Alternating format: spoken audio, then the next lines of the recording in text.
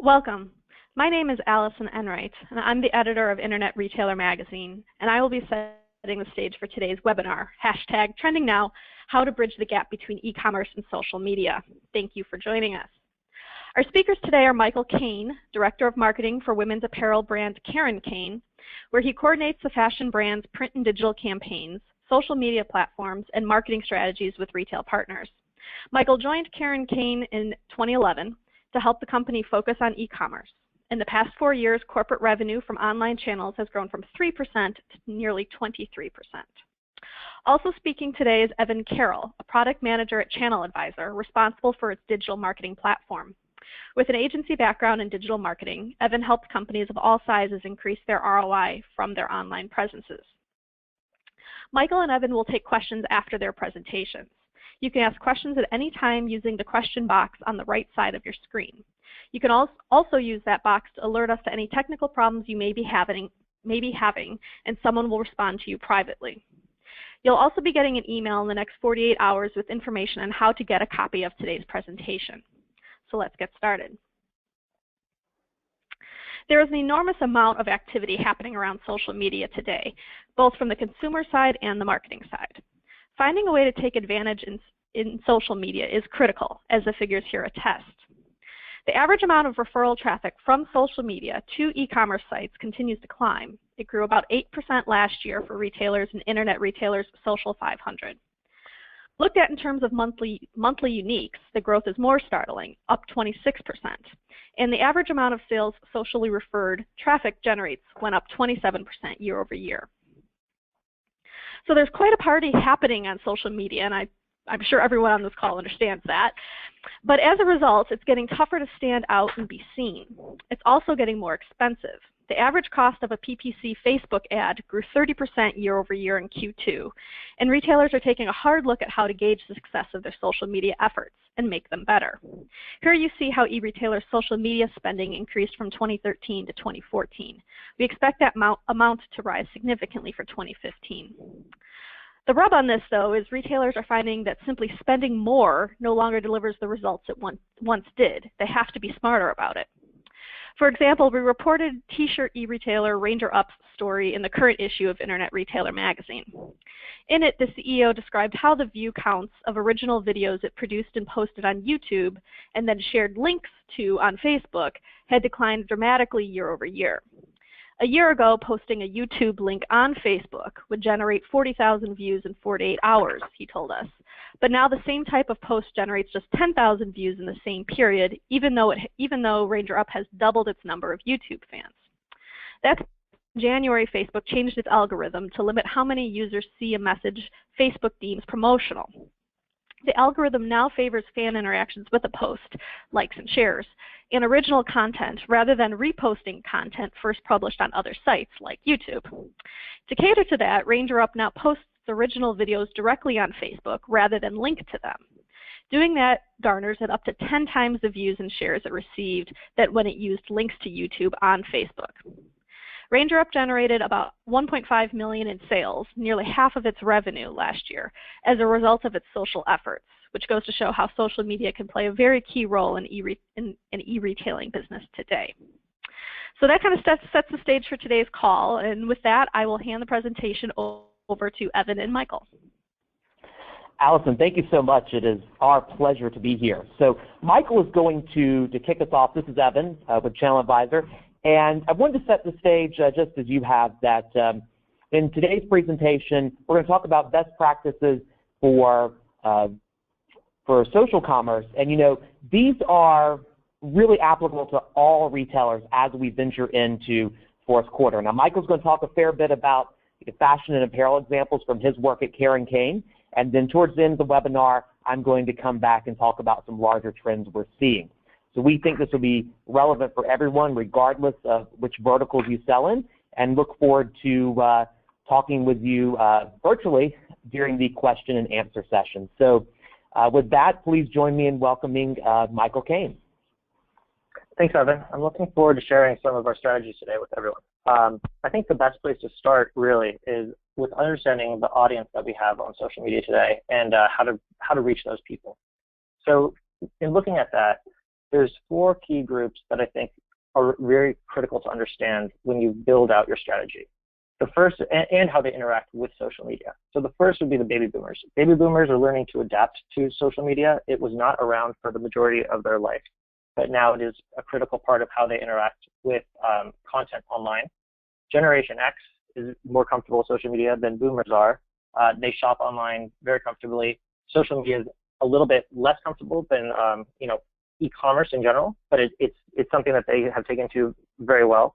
Millennials have grown up with social media, but it was not there initially in their life cycle. So for them, it's been a learned process too, but it's become very accepted in their life. And Generation Z, who are the youngest generation right now, for them, social media has always existed. It's second nature. So they grew up with it. It's been around since their birth.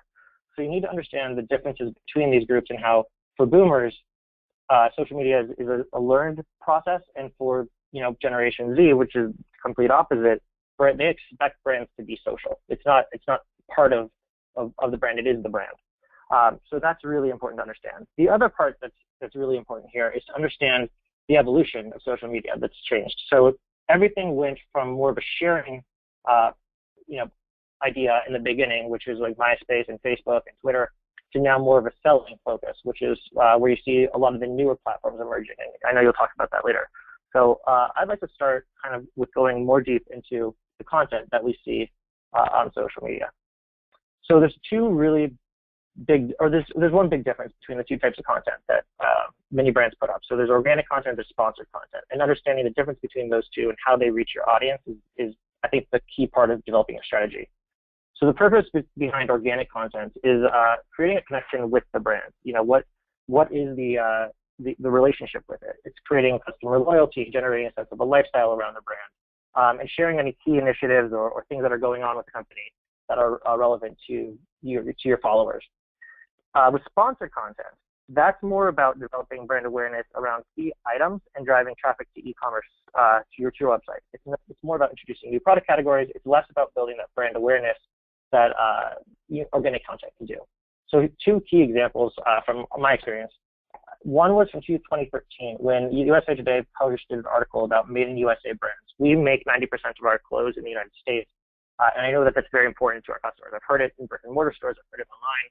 So when that article posted, I thought that would be a fantastic article to share on our different platforms. It's been one of the most popular things we've ever posted on both Facebook and on Twitter. It generated thousands of likes. It's been shared so many times. I still see it come up every once in a while because content doesn't tend to live on beyond its initial expected date.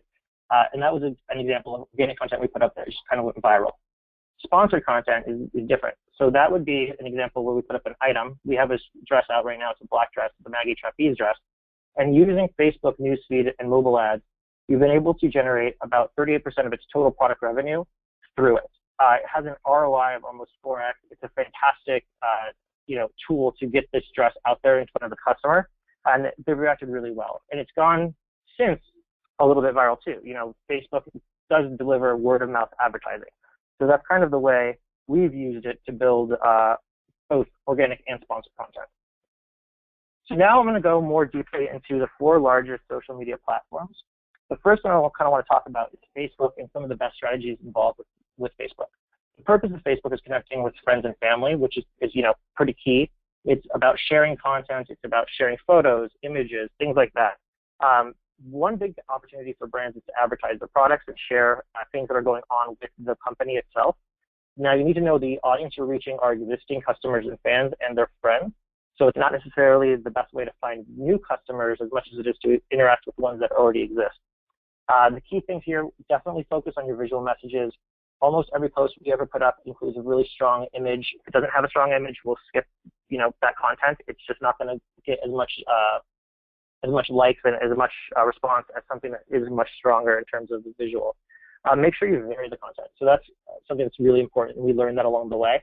When you post different posts throughout the week and throughout the year, make sure they're varied in terms of are they lifestyle oriented? Are they product oriented? Are they promotional? What are you putting up? And make sure it varies. Otherwise, you'll burden your customers.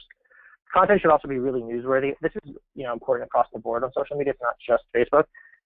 Time matters. So the thing here is make sure it's relevant to either the time period that's going on, it just happened, or it will last longer. So an example here would be in fourth quarter, make sure your messaging is relevant to things around the holidays, make sure it lasts appropriately for the time period.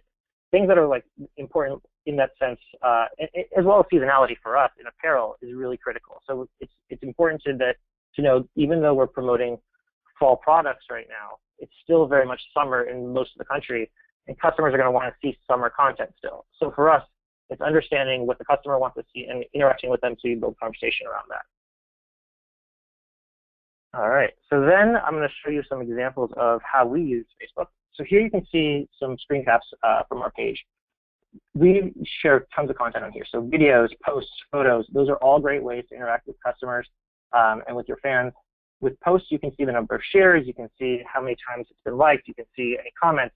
We get a lot of feedback on Facebook, so it's a great way to interact with customers and hear their thoughts on different products as well and what they like better. Asking questions is a really great way to get them to interact with you. And we also use the locations feature, which has been a great way to drive some brick and mortar business from social. So I have also a little case study here. This goes back to the dress I talked about earlier. We saw some initial success with this dress, the Maggie Trapeze dress, in early spring when we launched it in February. Immediately upon seeing it selling, we put it on auto replenishment, which means since we already made a USA brand, we can recut things really quickly and get back in stock on them. So we capitalized on it by creating Facebook ads around the spring-summer season, since it's a more seasonal-oriented dress. Today, those ads have generated a 4x ROI. It's become our #1 selling dress of all time on our website in just a few short months. And this year to date, a huge percentage of our site revenue has been attributable simply to this one ad on Facebook. And a lot of it has also come from mobile, not as much as desktop. Again, understanding your customers. Our customer is more in the baby boomer Generation X generations, so they are more comfortable with shopping on a larger screen on a desktop rather than on a mobile device. With that said, we're seeing a lot of growth come from tablets, and so we're changing our strategies to incorporate that as well. So now I'm going to talk about Twitter a little bit. I have to give you the preface that I am a little bit biased here because it is the least visual of all the social media platforms. So for us, it's not as useful as the others. It's, again, used for sharing news and information, broadcasting concise messages in 140 characters or less. And the thing here that's really important to understand is the audience is a little different. So it's a great way to interact with industry influencers, celebrities, customers. We use it to interact with fashion bloggers and to get our message out to customers who may not have already met us or know who what our product is. Like I said, it's not as visually impactful, so we struggle here. The content needs to be much more timely than any other social media platform because this is a news platform. So if it's not timely, it's going to get lost. And the important thing too is also to engage customers again with questions, call to action. You can use cards. There's a lot of different options here. So these are some of the tactics we've used on Twitter. What we do is we follow a lot of industry influencers, relevant people, bloggers, magazine editors, things of that nature. And we repost their content, retweet with them, we engage. It's just very important to make sure you're fostering conversation here. This is also, I will say, the platform we hear customer feedback first, which is kind of surprising since to us, it's not as useful of a tool. But people tend to like to complain on Twitter. So we hear negative feedback, which is a good thing because we then are able to react to it and understand if there's something else that's wrong or that we need to fix something on our website, or if something doesn't fit right, so we get all that kind of feedback here. So it is a useful tool in that sense as well. Promoted cards have also been a useful thing. It's a great way to generate publicity around any promotions you're running, or if you have a contest or you want to capture email addresses, it's a good way to do that too. So here's a case study here. This is a place where we've actually shifted money away from advertising. The reason for that was that in 2013, when we first started it, we spent a lot of money on Twitter, and we were able to grow our following quite a bit. It was an okay tool for spreading some messages at the time, but due to the fact that it wasn't really driving tons of traffic to our website, and we thought that our budget could be used better places, we decided to shrink the amount of advertising that we use on Twitter. We've put that money since into Facebook and Instagram. Instagram has risen really quickly for us and has become a really important tool. So that's kind of why we shifted strategies here. And we understood kind of where the future was for us in terms of our social, selling tactics. So now I'm going to talk a little bit about Instagram. Instagram is probably my favorite personal social media platform. It's entirely photo and video driven, so it's all about sharing creative content. Again, just like Facebook, content's king here. Make sure every post you put up is a work of art. Another thing that's similar to Twitter, though, is that you can follow industry influencers and build buzz on Instagram. Things can go viral if someone that follows you likes it and they have tons of followers too. Instagram will pull that into their popular posts, and that's a good way to get your content out to new people that may not be following you already. Again, content needs to be concise, timely, and relevant. If you follow any of the popular hashtags on Instagram, like Throwback Thursday, that's a great way to get your content pulled into a more general pool of posts, and then you can get discovered that way.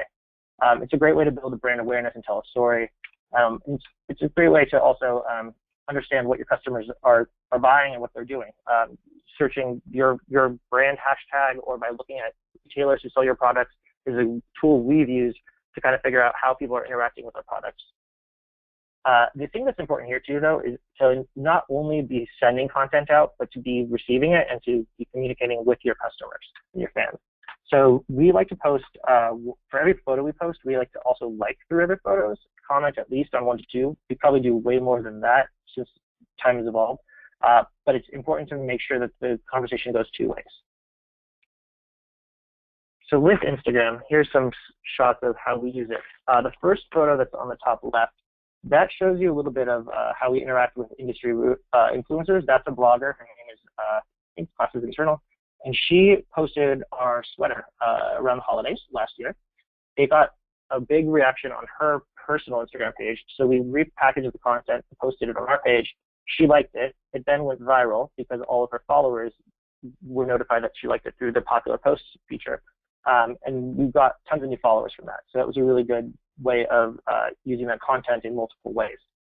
The second way is by using hashtag searches to keep up with our competitors and colleagues. So like you can see here, this is a blue houndstooth dress that we made a few months ago. And by searching our hashtag and our name, we were able to find a customer who bought it at one of the stores we sell. It's Bell, store in the South, department store that carries a lot of our products. They're great. Kind of see how customers are reacting to it, what they like, what they don't like, how their experience was. It's just a really nice way to see how people are talking about your brand.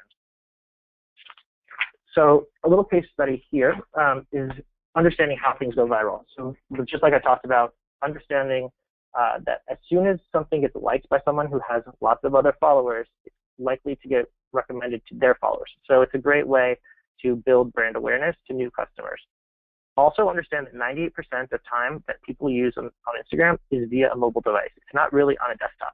So all the content needs to be formatted to be visible from a small screen. And understanding that is really important because if you're putting up content that's too small to be seen on a tablet or on a mobile phone, then it's not going to get seen. We've had a huge growth on Instagram this year, so we're just continuing to build on the momentum we've had. And like I said, we've shifted strategy away from other platforms like Twitter to fuel this. Now I'm going to talk about Pinterest. Pinterest, for us, we struggled with a little bit in the beginning. It's grown into being one of our biggest social media platforms. So Pinterest is a little different than the others in the sense that it's all about discovery. It's all about finding new products. People go here searching for ideas. So it's different than the other platforms where they're sharing content and the things that are relevant to their life. And here they're going to look for things. So it's an incredible way to capture a very attentive audience and drive traffic to your site and conversions because people are already looking for something new. So we've used that to basically build some key items around it and really drive traffic to our site via a small grouping of products. I'll talk about that in a second. In general, though, here it's important to understand that the photos are even more than the other platforms are everything because someone's not going to click or repin or like anything if they're not drawn to the content. One thing that we did not do at first and we've changed our tactic on is that the visual elements need to be maximized to fuel the most real estate on the Pinterest feed. So what that means is long vertical images work best here. Horizontal images, square images don't work as well. So what people like to do often is take an Instagram photo, which is a square. Actually, they just changed that. It used to be square. But then rebrand it or whatever, broadcast it out or share it to Pinterest as well. And that's not really the best tactic because those dimensions are not really what Pinterest is best at. It's long vertical images. So here, and to give you an idea, we use the dimensions of 1150 high by 336 pixels wide. That we found out to be the best dimensions for us. Again, we sell outfits, like clothing outfits, so a long vertical image is great for a model shot. Here we also focus on influencer outreach, but it's not really about building your page. So if someone reposts or repins your content, it's much more valuable than gaining some followers to your own personal Pinterest page. Really spend time here on building out your SEO and crafting keywords. So the product descriptions as well as the board descriptions are really critical here, and those are really what will drive searches to your content. And then also make sure you plan enough content that's for loyal customers and potential new shoppers. So we like to put a broad range of products. So these are some shots of how we use Pinterest.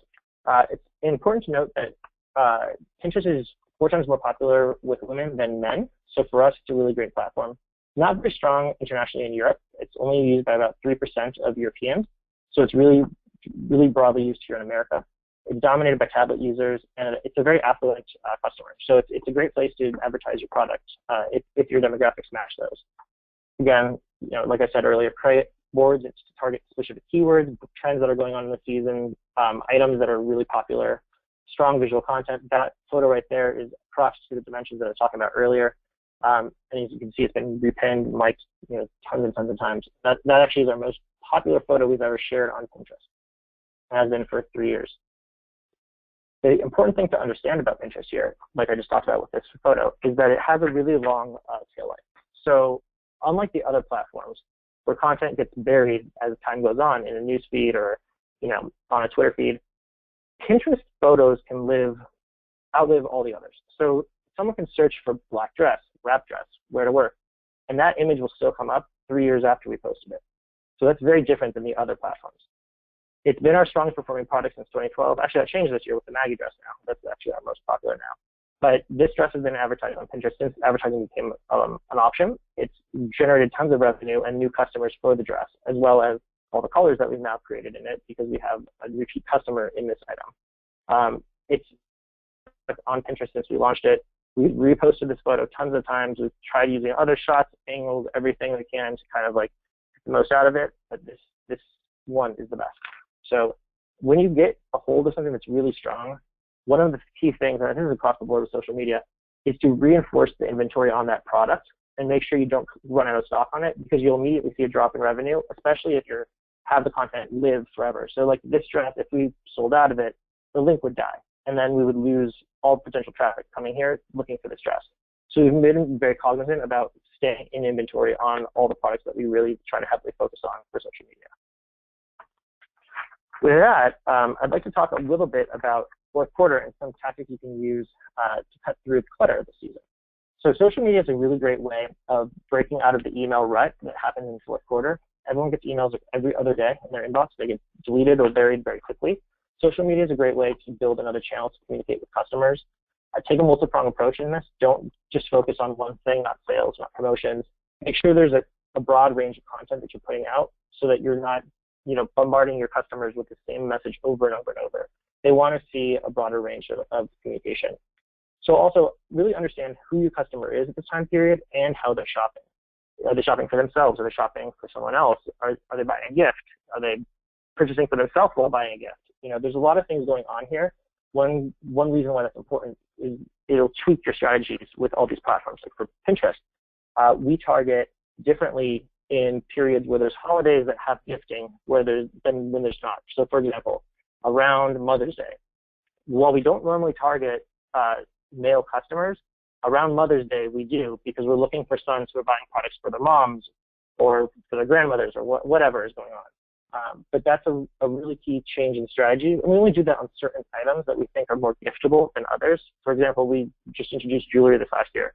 That's been a really great product to put in a gifting category and then promote that during this time period. So during Q4, we'll also focus more on that kind of item. We'll focus on scarves, accessories, things that are more gift appropriate rather than items that we know customers are buying for themselves.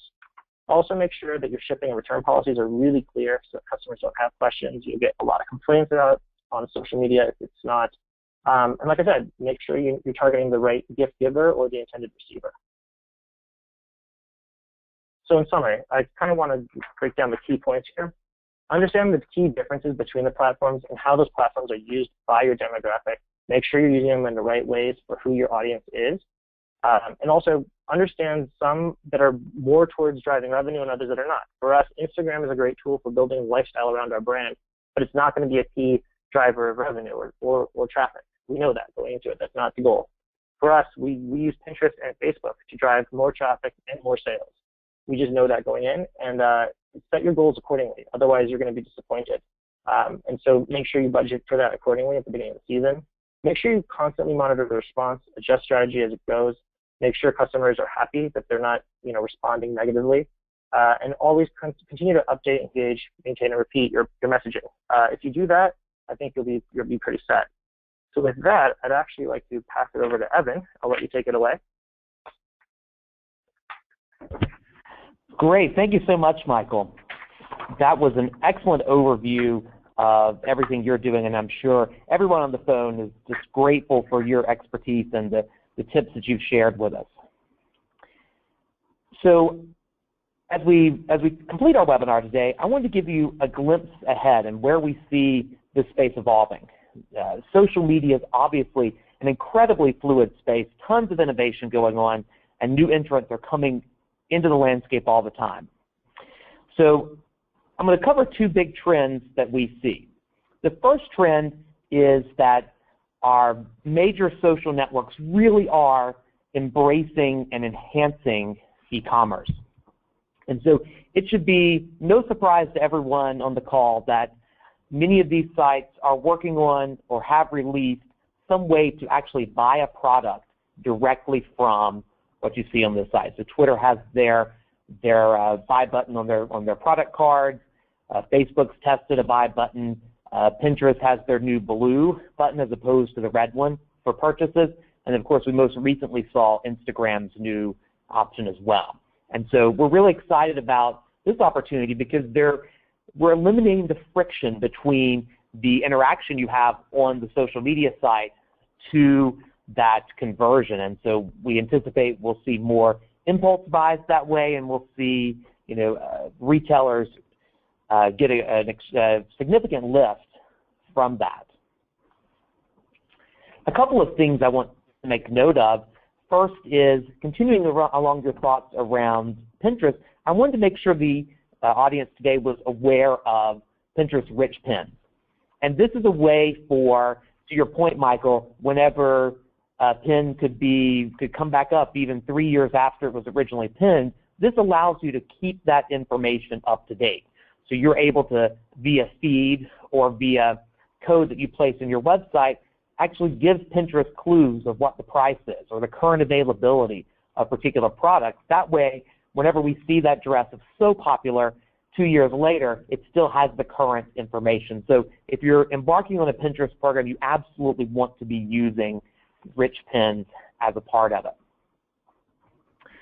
Michael, you also mentioned a fair bit about Facebook ads, and earlier this year, Facebook released a new feature called Dynamic Product Ads. And unlike the Facebook ads you've seen in the past where you could look at several products, a dynamic product ad is actually a retargeting product. So let's say you look at a product while you're logged into Facebook on, say, KarenKane.com, and then you go over to Facebook and now you're talking with friends or doing all those things you do on Facebook. The dynamic product ad will know that and will display in it the image of the product that you just saw. And that's a great way to remind customers of what they're interested in and recapture some of those folks who may have already left your site. Another trend that we're seeing in social commerce is that the promotional area of each network is getting larger. So you see here a tweet, and typically we could anticipate having a very simple tweet. You have your 140 characters, you have your link, and that's all you really would have. Shift to today with the new cards that are available, you're actually getting much more information about the product. So here we're seeing who sells it, we're seeing the title, the price, a rating, a short description, and this is really setting up setting up these networks for a direct conversion where that buy button will be right there. You hit buy, you check out, you're done. You never even leave the network for doing that. So we're very excited to see all of our traditional, our big four social media sites really embrace commerce as a part of their core offering. The second trend we're seeing is that shopping is getting more social itself. So we're seeing new sites grow and develop that aren't really focused on being a social network. They're a social network for shopping. They're helping you find products you want to buy. And that landscape is growing exponentially. So just a sample of some of them here, Polyvore, House, Wanilo. We're going to talk about these three today as we continue. And as we think about all these sites, it's important to understand what all of them share. So first, they all have a mobile-first mentality. That is, they realize that most of the time whenever we're interacting with social sites, it's actually on our mobile devices. So that might be while we're walking through a store and we decide to pull it out, or it might be while we're sitting on our couch watching television and enjoying our time at home. So these all have a great mobile experience. Second is that social is not an afterthought for these sites. They are always adding features that allow you to see what your friends like, that allow you to see what influencers like. And the reason for all that is these sites are all about discovery. And they're not just selling a product, they're selling that emotional value of who you as a shopper want to become by virtue of purchasing that product. They understand that emotional connection we have via social, and they leverage it to help you sell more products. So we're going to dive into three of these in more detail, and we're actually going to start with Polyvore. So Polyvore is one of the social commerce powerhouses. As you can see here, 20 million monthly visitors, tends to skew women, about 73% of them are women, and 50% of them are women under 34. So a bit of a younger audience here. Here's the thing I love most about Polyvore. Highest average order value of all social sites, $66.75. And that's likely driven by the fact that they do focus on fashion. So an interesting story about Polyvore, the New Yorker said that Polyvore is a lot like playing paper dolls with pictures of real clothes. It's a way that lets you go in and play around with your look and your style. You can actually create a set and say, well, I like this shirt and this jacket, and put them together in a set that you're able to see there on Polyvore. In fact, Polyvore co-founder actually built Polyvore while he was remodeling his house. And the reason he built it was to help him sort through all the options available, the choices of doorknobs and cabinets, and put them into groups that he liked. And so Polyvore was initially about him dragging and dropping to mix and match his options. Well, as it turns out, that's just the kind of thing that people want to do when they're thinking about their own personal fashion, what things go together. And so Polyvore absolutely plays into that. And the great thing for retailers is that you have the opportunity to promote your products right in that interface where they're doing that mixing and matching. So a bit more about the audience of Polyvore. Your best opportunity there really is to find new customers and to ultimately drive conversions. And so we talked about the fact that it was a primarily fashion-based site, and you tend to have lots of influencers, people who are maybe fashion bloggers who, whenever they say this combination of products is stylish, unlike me, they're actually trusted, and you believe that those products are stylish together. And so a few best practices for using Polyvore. First, use only high-resolution images. Anytime you're in a fashion category, you really want to be able to zoom in and see what the garment looks like. You also want to look and pay attention to the performance that you're seeing. This can help clue you into developing trends in the fashion space.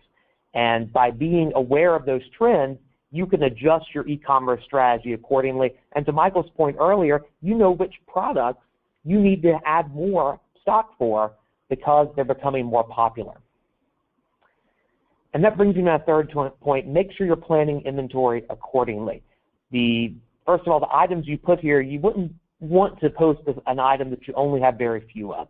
Put items that you're going to have for a while that are going to be, in your mind, very popular, because those are the ones that when they do take off, you really want to make sure you can fulfill on that and gain the financial impact. So Michael, obviously you guys do a ton of social marketing in the fashion space, and you've told us many of those great examples so far. I'm curious to get your take on Polyvore, and if you guys have any Polyvore successes that you might be willing to share. Sure. Polyvore is actually a great tool for us. We really like putting our products up there and seeing how customers interact with them. It's a great place also for us to get user-created editorial content, which is not easy to get. So it's fantastic to see trends that customers are putting together, or how they're styling outfits, or key items that we have. It gives us new ideas of how to market that product in different ways. And also we've seen a lot of sharing from Polyvore onto other platforms. So if you actually look at the photos that were tagged in on Instagram as well as the Karen Kane hashtag, I would say almost half of the content that we receive on any given period can be Polyvore boards of different spreads and editorial content. So it's great. It's a great way for us to interact with customers in a way that's different than the other platforms. Great. So that's excellent. I love hearing that you're so successful with it. So I'm going to change gears here, and I mentioned to you that Polyvore was founded to help the founder organize the decor for his new house. I find it kind of funny that he ended up creating Polyvore and did not actually create Houzz. And Houzz is really a site that's designed for design and remodeling. And the idea here is that you can search various styles and save photos there to your idea books. And so if you're anything like me, whenever you're decorating or improving your home, you're always looking for ideas. You're kind of comparing them, and you say, well, I like what this person did in this photo, but I like what that person did in that photo. You're organizing and trying to get your ideas together. So that's where these idea books come into play. And all the images here come from more than 250,000 companies who have shared them, and shared them obviously where they have their products. So much like Polyvore, Houzz allows you to promote your product. So retailers will actually sponsor a product that shows up alongside the ideas there in Polyvore. And kind of unlike Polyvore, Houzz will actually show you various service providers who can actually help you achieve your vision. And so they're not just advertising the product, they're advertising the contractors as well. And what that means is that makes it a stickier site for a person who's remodeling their house, because they get all that information in one spot. So certainly if you are in the home decor space, you want to be working with Houzz. So let's cover a few statistics on it. 25 million monthly visitors, and this one just staggers me. Growth has more than doubled since the end of 2013, so growing rapidly right now. And here's the thing that all of you should love: 90% homeowners. So that means these are individuals who have taken that next step in life to invest in their homes and likely have the additional income to make that investment. That means their intent to buy is higher than maybe someone who would be renting. So that's excellent. And 74% of them are actively planning to decorate. And quite frankly, I haven't met many homeowners who are not actively planning to decorate. So that's not surprising there. So the retailer, your opportunity with Houzz is much like Polyvore. You can reach new audiences and drive conversions. The audience does tend to be homeowners who are actively seeking the style that you might be able to provide for them. All right, so best practices for for using Houzz, go ahead and use those same high-resolution images that you would be using for Polyvore, because anything that relates to fashion and design, people want to zoom in, they want to see exactly what it looks like. Take an opportunity to include buttons and badges on your product page, much like the ones you see here, because that allows you, whenever someone is on your site, to realize that you have this Houzz profile, realize that there's more information for them there, and they might become inspired to buy even more of your products. You certainly want to maintain a complete and up-to-date profile. That's a must on all these social sites. You want to be an active participant. The thing that we found is if you're regularly in communication with the people on the network, they feel like they have a relationship with you, and when it comes time for them to make that ultimate decision to purchase, they feel like they know you and trust you and want to do business with you. The other thing you should do is in your targeting, make sure you're using relevant keywords. Think about what a user might be asking whenever they're searching, and those are the types of words you want to use. Now, Michael, unless your business model has changed in the last 5 minutes, I would imagine that you guys aren't using Houzz very much, but I'm curious what your opinions are on the site. You're right. It's not the most useful tool for us as a company, but I have used Houzz personally before, and I think it's a great tool, definitely when looking for ideas, especially in home design. But for clothing, it's not the best tool. Excellent. All right, so moving on to another of my favorites, and that's Wanelo. And Wanelo is simply short for want, need, love. And Wanelo is the online shopping mall, but it has more stores than you could ever imagine. 350,000 stores and 20 million products. Now, I don't know about you, but I have an aunt who loves to go to the shopping mall, and I have not introduced her to Wanelo because I know that that would not be a good financial decision for our family. So Wanelo is, to that point, 90% women. They have 12 million registered users, and interestingly, 60% of them are under 24. So if you want to get that younger teen audience, Wanelo is a great place for it. And to our earlier point about these sites being mobile first, 80% of their traffic comes from mobile. And so you should be thinking about what is that user doing on their phone? Where are they sitting? Are they in the mall, for instance? Are they sitting at home? Are they, multitasking in some way? Put yourself in that frame of mind as you're starting to think about how you post your products to Wanelo. And so the way it works is that users can follow other users. And so I might choose to go in and save the various products that I like, and those will be saved to my profile. Or I could go in and pick out the stores I like and follow their styles. So I follow my friends and I see what they're posting. I follow stores and I see what they're posting. And to date, there have been more than 3 billion product saves on Wanelo. That's just staggering to me, because that means there are people out there who have clicked the button 3 billion times to say, I like that product. And if that product happens to be one of your products, that is what we call gold.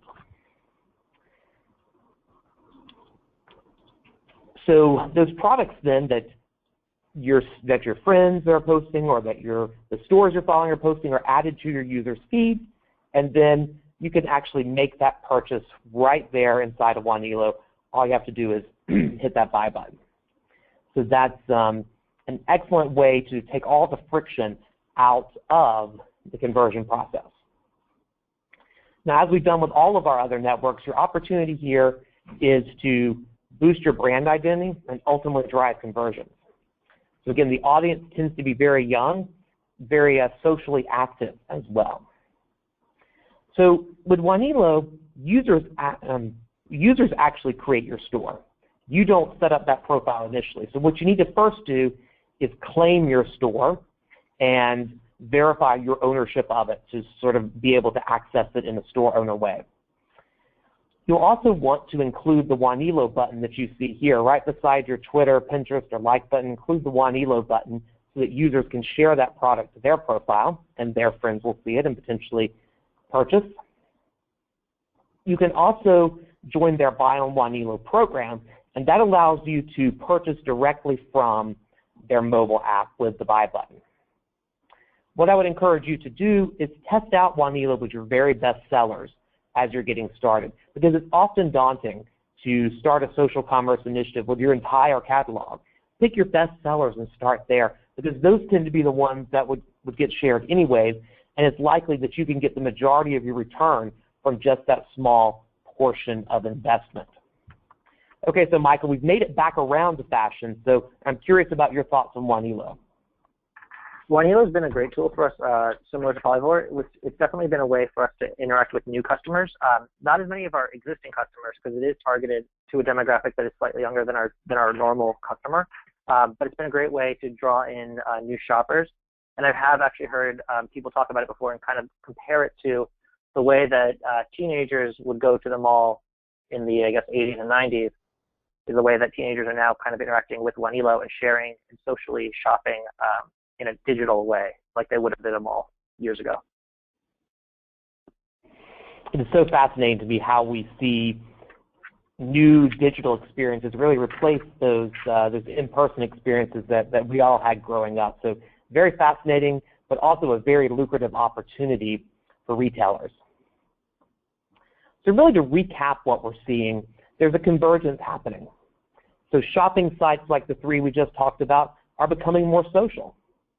And the big four social sites, the Facebook and Twitters of the world, they're becoming more shopping oriented. These two trends are coming together.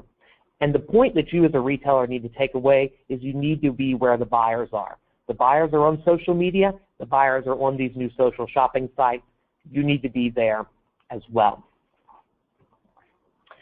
So before we take questions, I want to take just a few minutes and mention a few things about Channel Advisor. We're a leading software as a service platform founded in 2001. We manage more than $5.7 billion in GMV through our platform and have over 2,900 retailers and brand manufacturers who manage their digital marketing efforts on search engines and comparison shopping engines with us, as well as their online sales via web stores and marketplaces like Amazon, eBay, and Jet. We also have a wonderful where-to-buy solution that helps brands connect with consumers and retailers. So very quickly want to mention several of our customers, many of which you'll be familiar with, and of course Karen Kane is also one of our customers. Just to give you a quick sense of how things work, we offer centralized inventory and order management so that you connect with Channel Advisor once, and we're able to connect to all the marketplaces and the digital marketing destinations, much like Houzz and Polyvore and many of the others we mentioned today, very easily from our platform without having to integrate to those separately. All right, so you might be wondering where you can find more information. I encourage you to visit the Channel Advisor blog at channeladvisor.com/blog. I write there. Several of our experts here from Channel Advisor write there, and you can receive more great information, much like what we've shared in today's webinar. And with that, I will turn things over to our host, Allison, who will help us take questions from the audience. Wonderful. Thank you, Evan. I'd just like to remind everyone that you can ask our panelists any questions using the question function at the right side of your screen. As we get those queued up, I just wanted to clarify, I did see a couple questions come in during the presentation about the figures I put up at the start of the show about the Social Media 500. The Social Media 500 is a database and publication that we produce, our research team here at Internet Retailer produces annually, and we rank retailers by their referral traffic from the big four social, well, expanding group of social networks, Facebook, Twitter, Pinterest, and YouTube. And it's a little different than our normal rankings, which are typically by sales. This is by referral traffic. But that comes out annually, and the next one is, I think, in February. Okay, I see some questions rolling in. So first up, Michael, I have a question for you. Is it okay to pin the same picture to more than one board? I'm guessing that's in relation to Pinterest. Yeah, so in general with Pinterest, what we've found is sharing content, as long as the content connects to customers, is okay to do, even if you want to do it multiple times. So we will do that with certain items and post them into different trends, so that a customer who's searching, a black dress might find it, or a customer who's searching dress to wear to wedding might find it. So we use different keywords to draw people to different pins. And it's also been a good way to kind of play with our advertising a little bit and test what kind of keywords are drawing people to certain products and what's compelling them to buy. So we can see like wear to work, occasion dress, weekend wear, things like that. But also let us tailor our marketing on other platforms later on too. So yeah, I would say it's definitely okay to pin to more than one board. Great, great. And then to follow up on that, about Instagram and photos, are there any common themes about what kind of pictures work on Instagram? Are they the same pictures that work on Instagram that you see working on Pinterest? Sure. So we've seen a little bit of a difference. On Instagram, generally what we see is more user-generated content that we regram has a better appeal to customers than like manufactured imagery that we have in-house, or our stock photos, or whatever our photography for the season is. We try to do photos that look more organic in their setting, whereas on Pinterest we don't really have that issue. It's more about selling a product there rather than building a lifestyle, which is what Instagram is better at. We've seen, I've read somewhere that photos that have more blue in them tend to perform better, and photos that have more red in them do not. I can't say I have any personal expertise on that, so I can't really sit and say that's confirmed, but I did read that. But one thing I have noticed is that customers, or I guess followers, really like to see a lot of white space. We do get a lot of response anytime we use that, and I actually read on a lot of fashion bloggers that they utilize white space quite often because it draws attention to whatever the key focus of the photo is, and it also breaks up a really crowded Instagram feed. Oh, that's pretty interesting. It's all that color theory that we were supposed to learn about back in art school, right? I guess some of it applies, yeah. Yeah. Okay, I have a question for both you and for Evan. What brands do you admire for doing a great job with social? Sure. Evan, do you want to take this one first, since I just had the last one? Yeah. I'll give us started, then you can pick up from there. So one of my very favorite examples is, and it came from the Super Bowl a couple of years ago, when the lights went out and Oreo tweeted that famous tweet, "You can still dunk in the dark." Love that. I think they're so on top of their real-time efforts there. However, none of us on the call, I don't believe any of us, are selling Oreos. So something that's more applicable to the things that we do. I also love what North Face is doing. They do a very good job of not pushing their brand necessarily. They're all about the outdoor experience, because they realize that's what their customers really care about and love. And so they really emphasize that experience and make it as if North Face is a part of that outdoor experience with you and not just a product you buy. And I love the way that emotional connection comes through. To tag on to that, I would say some of the people that I personally follow in fashion would be DKNY. I think has a really great social content, and also Oscar de la Renta. We don't compete necessarily with those brands, but it's been great to watch them evolve their strategy and see what they do. It kind of takes some cues from them and borrow from them a little bit in what they've done. They're both really well known within the industry for having really amazing approaches and strategies to what they're doing. But I agree with Evan that the brands that really connect with their customers, and also like with the Oreos, the timeliness of that is so critical. Anyone that really is on top of their game like that, especially in the Super Bowl, deserves to be recognized. Yeah, yeah, they were pretty bang on with their stuff. So, okay, so is it a good move to put the same content in a post on Facebook and then repeat it in Twitter? I see a lot of brands doing this. Like it's the same message across all platforms. Is that a good idea, or is that is there something better to be done with that? Michael, I'll direct that one to you first. Sure. Personally, I don't think that's the best approach to take. Like we talked about earlier, every platform has its own unique strategy and its own unique little niche. So I think applying the same content kind of uniformly to all of them kind of misses the mark in terms of what you're trying to do.